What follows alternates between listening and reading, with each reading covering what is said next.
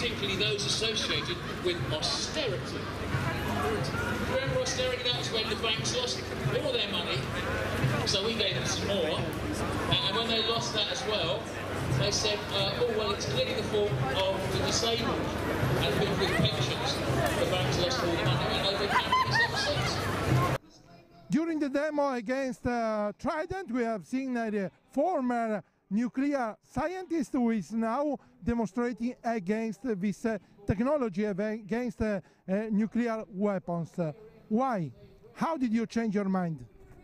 Well, it was a long process. It's probably down to campaign groups like, I remember picking up a leaflet from Greenpeace saying there's 1/4 of a ton of plutonium on the bottom of the Irish Sea.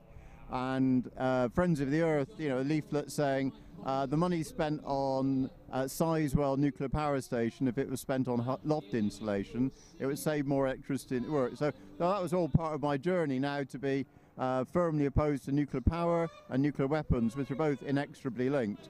I've actually got a little postcard I hand out, which is the killing power of Trident.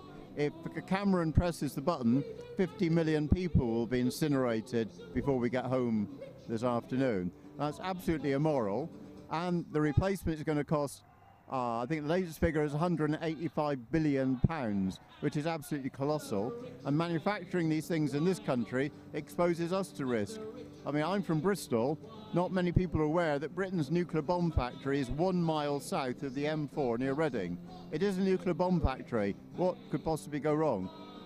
What's your testimony about your work in the military? I wasn't in the military. I did physics at university and then went on to do stuff which had quite a large, nuclear physics component.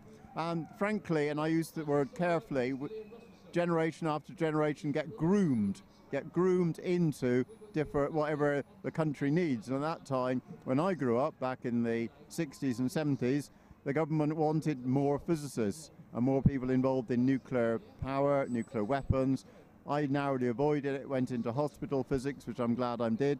But now, much later in life, I realised just how awful it all is. We needn't have had the nuclear power programme, which has left us with an enormous and impossible to deal with legacy of waste. And we certainly don't need nuclear weapons. And they're all linked together. When you think what this government has spent since the Second World War developing nuclear weapons, trying to be a colonial imperial power on a global scale, it didn't even happen at all. That money could be better spent on the population. The death toll at the moment is actually increasing because of the austerity cuts, because of the privatisation of everything. And that's what's wrong, and that's why we need, in many ways, to change this country for the better. So you think that nuclear power plants should be switched off? Well, compare this country to Germany. What's Germany doing? It's running down its nuclear power programme and changing over to renewables. Well, this country actually has more potential for renewables, certainly in wind and wave power, and yet the government has cut the subsidies to renewables and is ploughing the money into nuclear. Now, I'm from Bristol. We're 1 hour as the wind blows from where they'll be building Hinkley C nuclear power station. It's an absolute nightmare. The government is guaranteeing twice the price for the electricity coming from that power station. It's running into enormous financial and technical details. The French only have 1/3 of the money. The government's roped the Chinese in for another 1/3. They still haven't got all the money, £25 billion to build that power station. By the way, the reactor design doesn't work. The 2 prototypes in France and Finland are almost a decade behind schedule and massively over budget. And the version at Flamanville probably has got to be taken to bits and rebuilt. It's an absolute fiasco.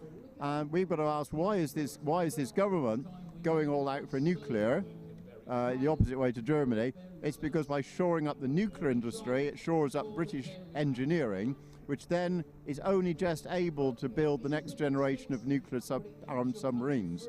So you see how it's all linked together. We don't need any of it. Let's get rid of it. So you think that the energy crisis is just an excuse to develop nuclear capabilities in the military? Well, the energy crisis isn't manufactured. Obviously, a country has to balance its production and its needs, but that could be done from renewables. But we've got to ask ourselves, why is the government lurched in the direction of nuclear power? It's totally illogical unless you factor in the link with the nuclear weapons. Those new nuclear-armed submarines are the most complicated engineering and administrative project in this country. Compare it with the high-speed trains or the Olympics. They cost nearly £4 billion to design. Just think about it. Those are colossally expensive pieces of technology, even though there's only 4 of them. That's why they're so massively expensive. Submarines alone are going to cost £30 billion. The whole programme is madness. Let's get rid of it now.